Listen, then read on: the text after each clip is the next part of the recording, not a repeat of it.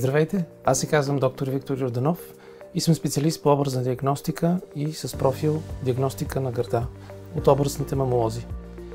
Във връзка с Световният ден за борба с рака, искам да агитирам всички жени да обърнат внимание на себе си, особено за прегледи на млечната жлеза.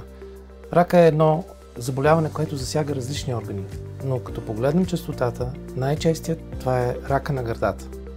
Нека да обърнем внимание на себе си и да направим така, че да се преглеждаме профилактично. Хванат рано, ракът се лекува.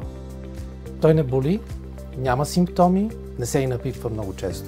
Затова нека не чакаме.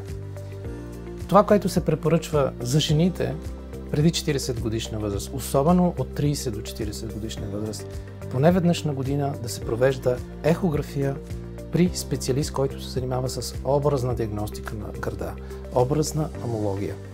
Не е просто да ви прегледаме с ехограф. Трябва да има и техника, трябва да има и опит лекаря. След 40 годишна възраст, това, което се препоръчва, е да се премине към мамография веднъж на 2 години. Това са стандартните методи, които обикновено са достоверни. Стига да е изпълнено условието да е качествена техниката, с която се работи.